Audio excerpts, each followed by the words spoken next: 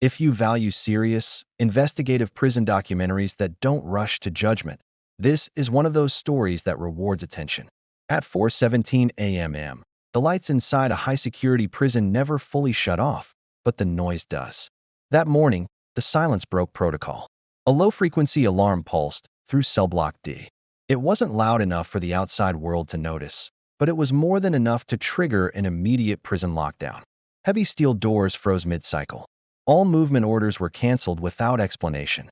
Inmates, many with tattoos crawling up their forearms, faded symbols on their knuckles, and inked dates worn thin by time, were ordered flat against their bunks.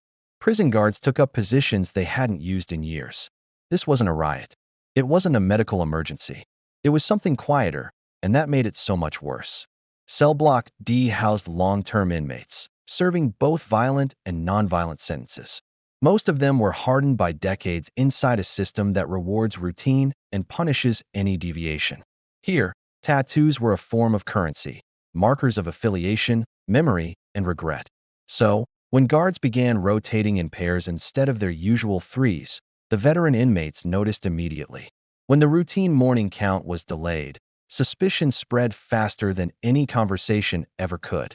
A real incident had occurred, and no one was saying what it was. Later, surveillance cameras would capture the moment the shift lieutenant stopped right in front of camera D14. He stared at the monitor, then reached for his phone instead of the radio. That small detail would become crucial during the official investigation, though at the time, it went undocumented. What was known, almost immediately, was that a maintenance corridor behind the cell block had been accessed overnight. This was a corridor that didn't even appear on standard inmate movement maps. By sunrise, the prison yard remained completely empty. No work crews, no movement to the kitchen. Guards stood with clipboards instead of batons, their eyes tracking patterns rather than people. The law enforcement response was procedural but incredibly tense, shaped by the knowledge that whatever had happened hadn't triggered violence. That minute had been deliberate. Inside cell D23, an inmate with tattoos covering both of his arms sat upright on his bunk, hands folded, eyes fixed on the small slot in his door. He had been incarcerated long enough to recognize institutional fear when he saw it. Guards didn't fear inmates. They feared liability. They feared exposure. And that morning, it was clear they feared a paper trail. Across the tier, another tattooed inmate.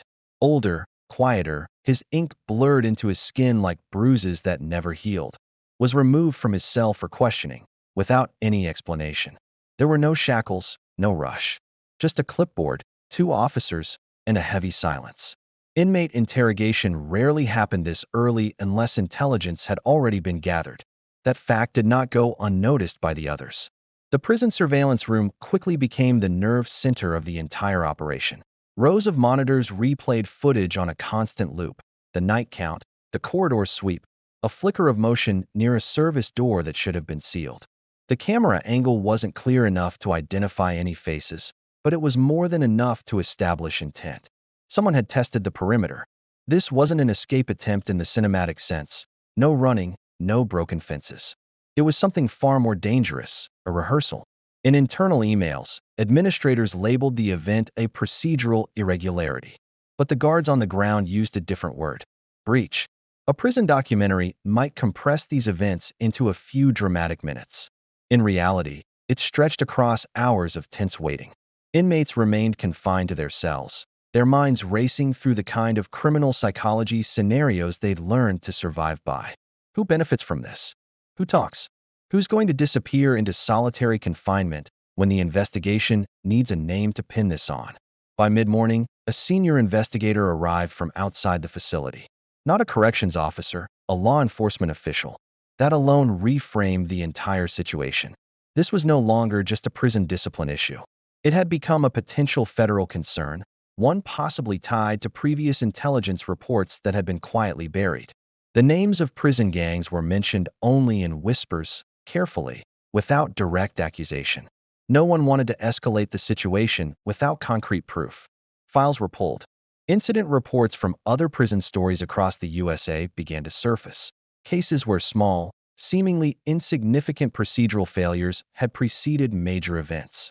In one instance, an overlooked maintenance door had led to a massive contraband smuggling operation. In another, manipulated surveillance timing had been used to mask internal cooperation between inmates and staff. Right now, patterns mattered more than people. The guards began conducting second-round interviews. Inmate interrogation protocols were followed with rigid precision.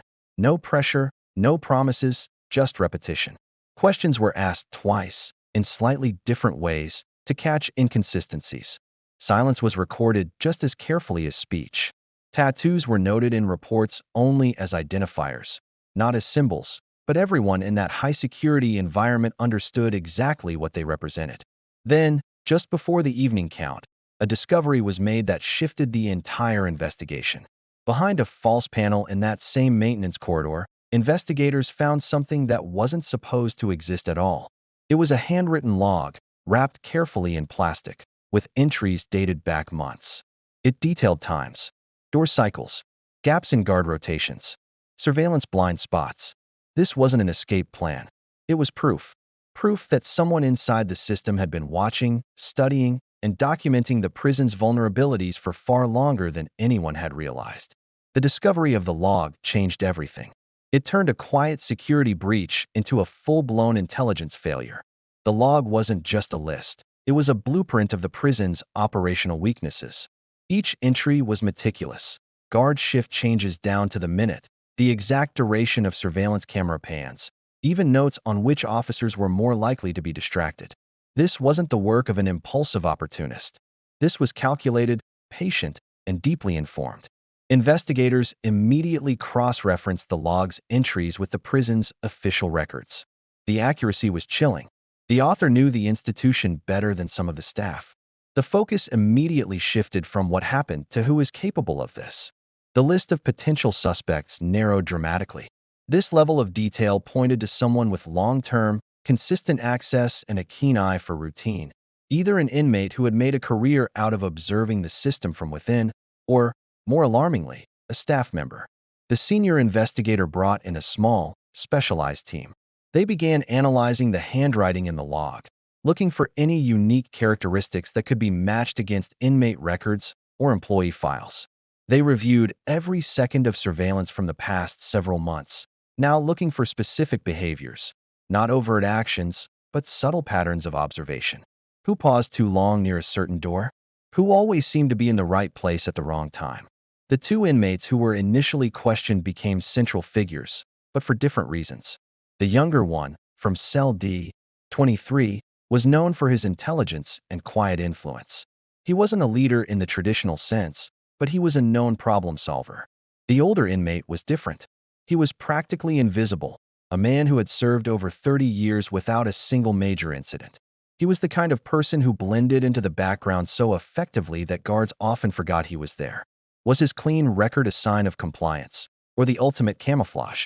As the team dug deeper, they uncovered whispers of a ghost network operating within the prison system.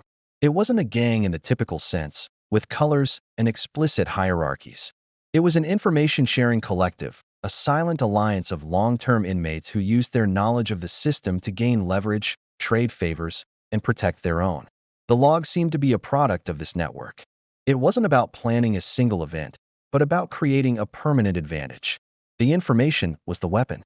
This theory explained why there was no violence. A riot would attract attention and lead to a crackdown, disrupting the flow of information. This breach was different. It was a quiet demonstration of power, a message sent not just to the administration, but to everyone inside the walls. It said, "We see everything. We know your weaknesses." The investigation hit a critical point when an analyst noticed a recurring anomaly in the maintenance logs. A specific plumbing issue in cellblock D had been reported and fixed multiple times over the past year, always by the same maintenance worker, always on the night shift. On paper, it was routine, but the frequency was odd. When they pulled the worker's file, they found he had recently requested a transfer to a lower security facility, citing stress. The timing was too perfect. Under questioning, the maintenance worker's story began to fall apart. He eventually admitted to being coerced. The ghost network hadn't threatened him with violence. They used something more potent: information. They knew about his personal debts outside the prison, and they offered him a solution in exchange for small favors, leaving a tool behind, propping a door for an extra few seconds, looking the other way. He was the one who had placed the false panel in the corridor. He was their inside man, not out of malice, but out of desperation. He couldn't identify who the core members of the network were. They communicated through dead drops and coded messages, never face-to-face. The handwritten log wasn't written by one person, but by several, passed along and added to over time. The breach wasn't a rehearsal for an escape. It was a test of their newest asset, the maintenance corridor. They were mapping out a new, undetectable supply route. In the end, the prison administration publicly labeled the incident as a foiled contraband plot. Several inmates were moved to solitary confinement, and the maintenance worker was fired and faced criminal charges. But for those on the inside, the real story was far more unsettling. The ghost network was never dismantled. The log was just one piece of a much larger puzzle. The true power structure within the prison hadn't been broken. It had only been reminded to be more careful. The silence in cellblock D returned, but now it felt different. It was heavier, filled with the knowledge that the walls weren't the only things watching. The system was still being studied from the inside out. Thanks for watching. If you appreciate deep dives like this one, be sure to subscribe for more investigative stories. The log altered the posture of the entire institution. By the time night settled over the compound, the prison lockdown had shifted from precautionary to strategic. Movement schedules were rewritten by hand. Guard rotations were staggered without notice. The prison documentary version would later describe this as heightened security, but inside the facility it felt more like containment, of information as much as people. The handwritten pages were taken to a secured office normally reserved for staff disciplinary hearings. Two investigators sat across from each other beneath fluorescent lights, gloves on, reading without speaking. The entries weren't emotional. No threats, no bravado, just times and observations. Which cameras drifted slightly off-angle during overnight recalibration. Which cell doors lagged a half-second before locking. Which guard pairs chatted too long during corridor sweeps. It was a study in patience, the kind of criminal motive rooted not in impulse, but in endurance. The jail investigation widened quietly. Instead of mass interrogations, the investigators selected inmates who had access to routine movement, cleaning crews, kitchen runners, maintenance aides. Each one had tattoos, visible or hidden, marks accumulated over years that told personal histories the institution never recorded. Interviews were conducted in neutral rooms, no windows, no raised voices. Questions focused on routines, not accusations. What changed during night count? Who lingered where? Which doors sounded different when closing? Most answers led nowhere. That was expected. In high-security prison environments, truth rarely surfaced on the first pass. What mattered were inconsistencies. A pause before answering. A glance toward the camera dome in the ceiling. Silence where detail should have been automatic. Meanwhile, cellblock D remained under restricted status. Inmates spent hours staring at concrete walls, minds looping through speculation. Cellblock tension thickened without confrontation. No one wanted to be associated with whatever had triggered law enforcement involvement. In prisons, association alone can be punitive. One tattooed inmate, mid-30s, ink wrapping around his neck and disappearing under his collar, refused recreation time when it was briefly reinstated. Guards noted it but didn't question him. Another inmate, older, his hands etched with faded numbers and initials, requested medical attention for anxiety-related symptoms. He was denied and placed under observation instead. Solitary confinement wasn't used yet, but its presence hovered like a warning. Surveillance footage became the primary witness. Analysts replayed hours of grainy black and white video, tracking patterns invisible in real time. A shadow that lingered too long near a service door. A cart parked at a slightly different angle than protocol allowed. Nothing illegal in isolation. Everything suspicious in sequence. The investigators cross-referenced the log with footage and internal reports. Slowly, alignment emerged. The notes weren't guesses. They were confirmations. Someone had tested the prison's rhythms repeatedly and learned its weaknesses. Not to break out, but to prove they could. That distinction mattered. Escape attempts usually leave evidence of urgency. This left evidence of restraint. By the third day, the inquiry turned inward.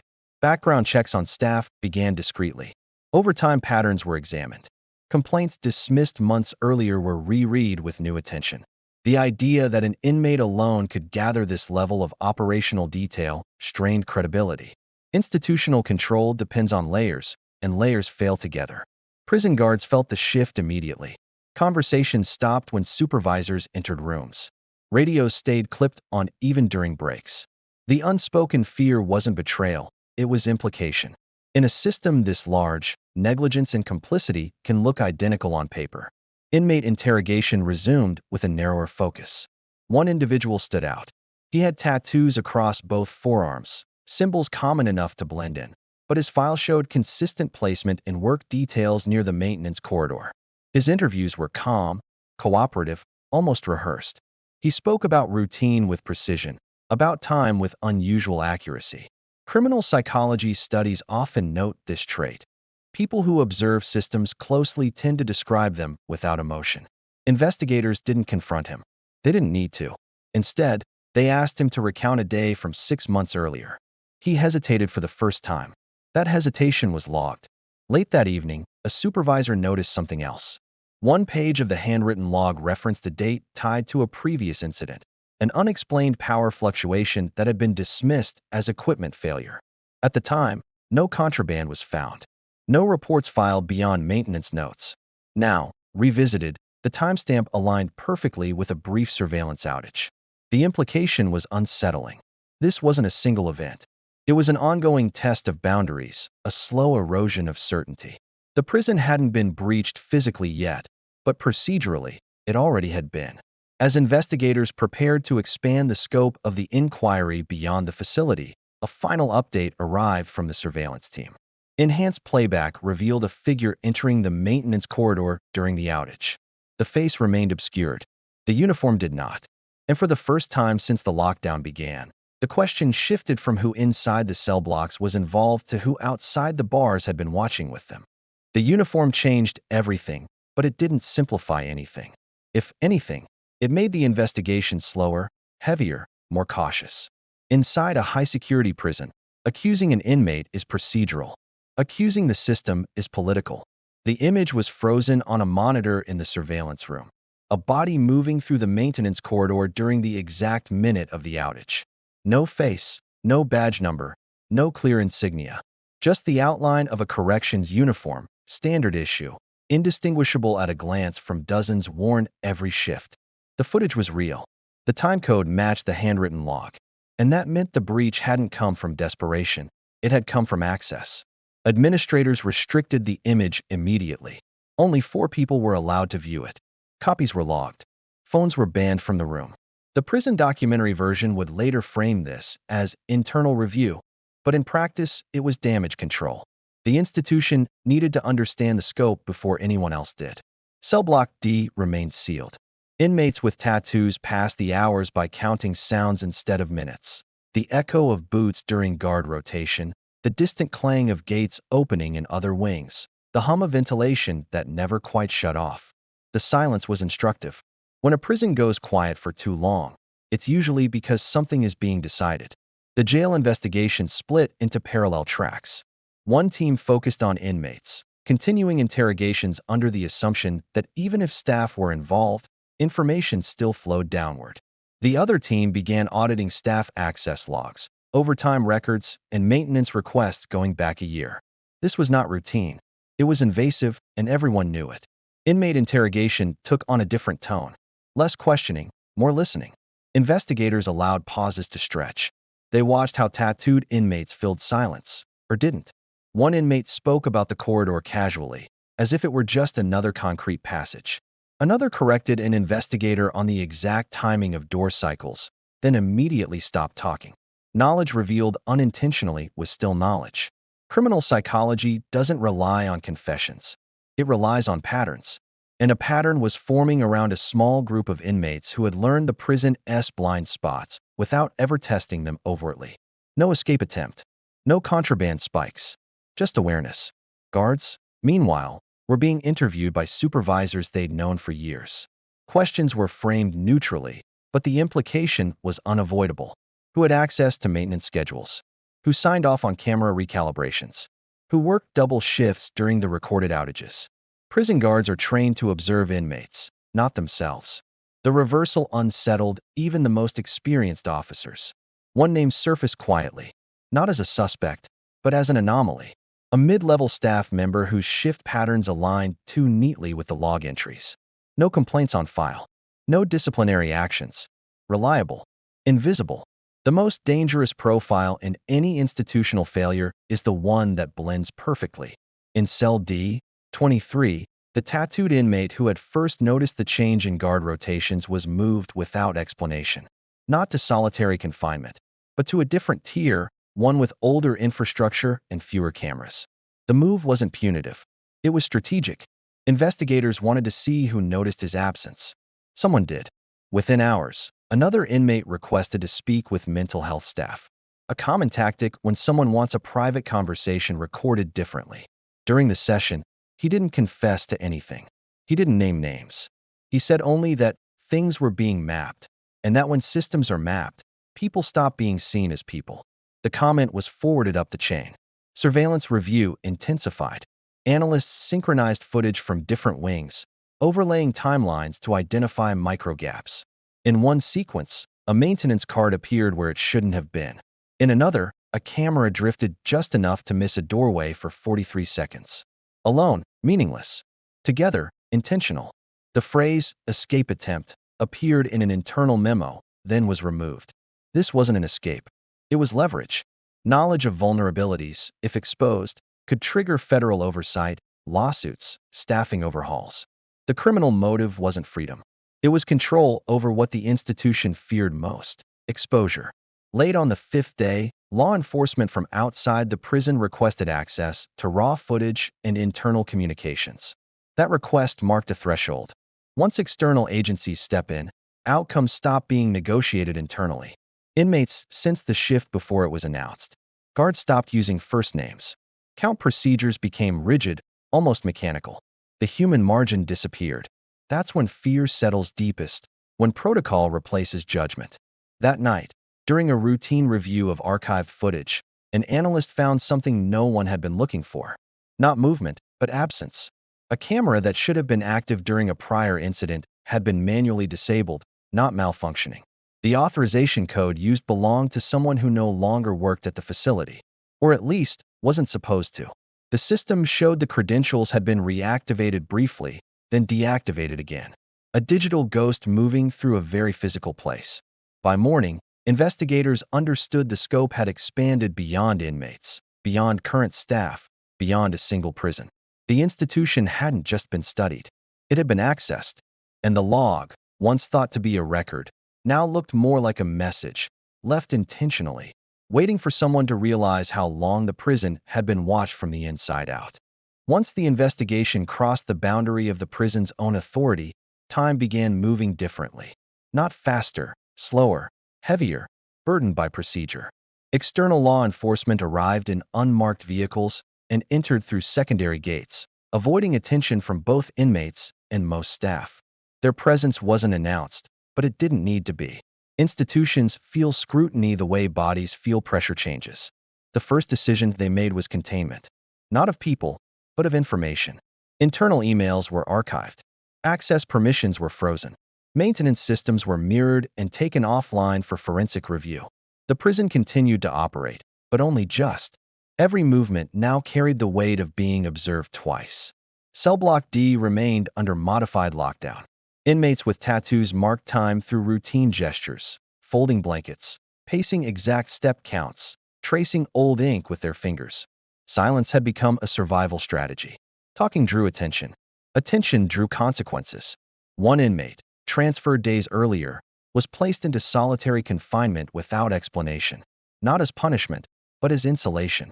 Investigators believed he knew something, not necessarily because he'd acted, but because he'd noticed. In high-security prison environments, awareness itself can be dangerous. Interviews resumed, this time recorded by outside agencies. The tone shifted again. Questions became narrower, more technical. Investigators asked about door sensors, camera lag, badge authentication delays.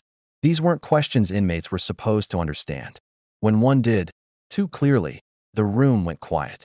Criminal psychology teaches that people reveal alignment through language. They becomes we. Observations become expectations. In one interview, a tattooed inmate described a camera's blind spot using the same phrasing found in the handwritten log. He didn't realize it.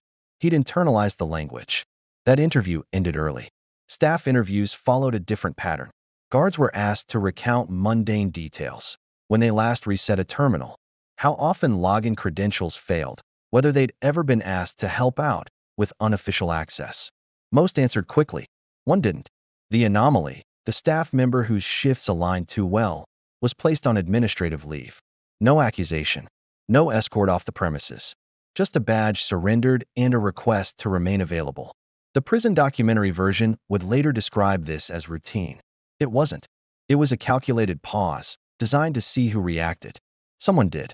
Within 24 hours, a server handling archival surveillance logs registered unauthorized access attempts.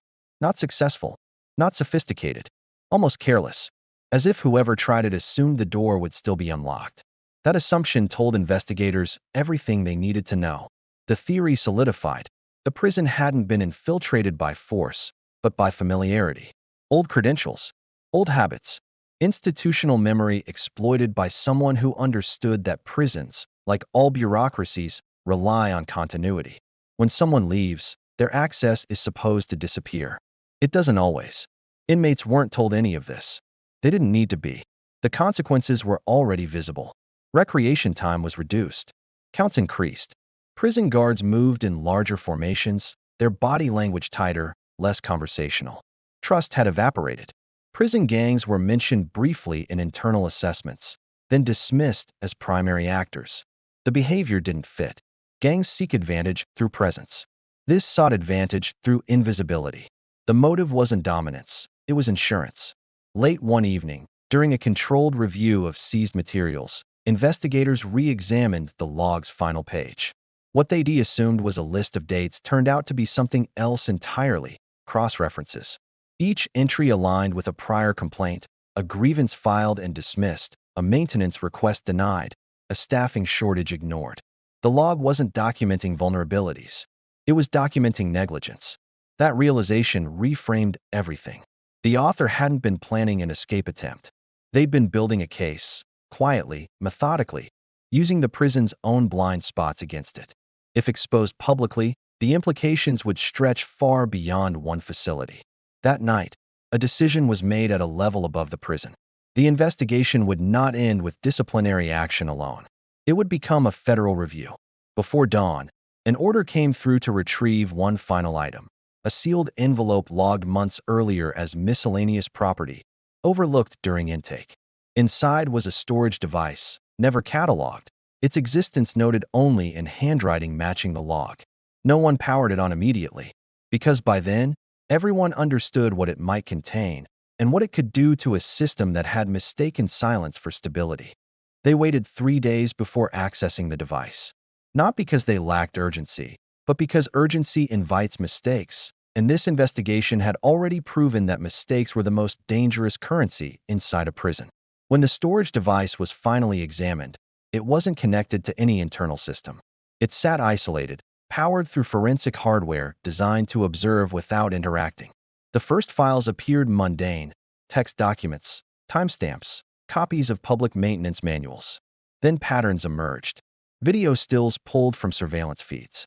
Audio fragments recorded not from conversations, but from ambient sound, door motors, keypads, radios. Data used not to expose people, but to expose process. There were no demands attached, no manifesto, no threats. That absence unsettled investigators more than any accusation would have. The files mapped failure without commentary. They showed how a high-security prison drifted from its own standards not through corruption, but through routine. Short-staffed shifts quietly normalized. Camera maintenance postponed 1 week at a time. Access credentials left active because deactivation required paperwork no one wanted to escalate. The device didn't accuse. It documented. Criminal psychology often frames motive as desire for freedom, power, money. This was different. This was compulsion.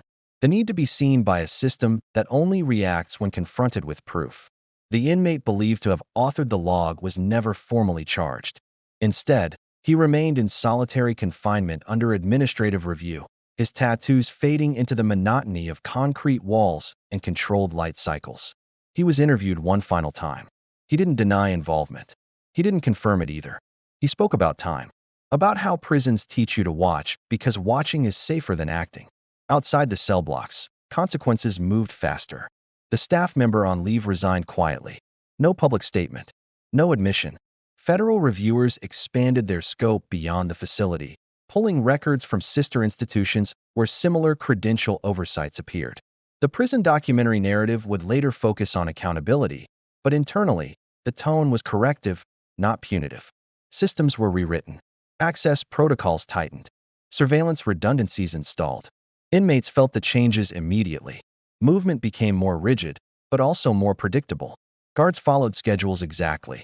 The gray zone, the space where informal rules thrive, shrank. Cell block tension eased, not because trust returned, but because uncertainty did.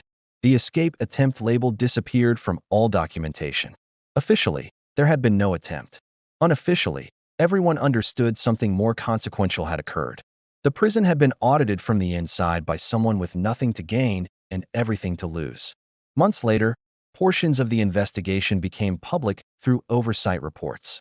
No names, no footage, just findings. The story never trended. It didn't lend itself to outrage cycles or easy conclusions.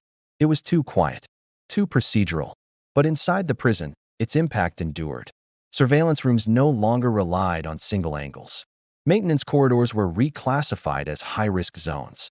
Training materials now included case studies drawn directly from the incident, stripped of identifiers, but heavy with implication. Guards were taught not just to enforce rules, but to notice erosion.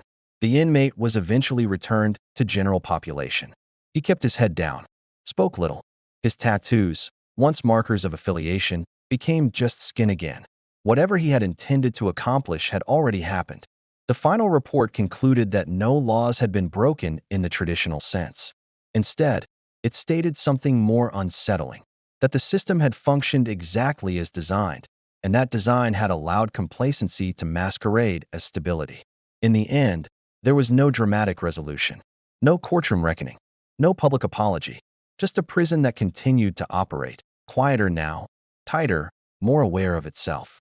And a reminder, buried deep in institutional memory, that sometimes the most serious real prison incidents don't announce themselves with violence or chaos, but with silence, observation, and the slow realization that someone has been paying attention all along.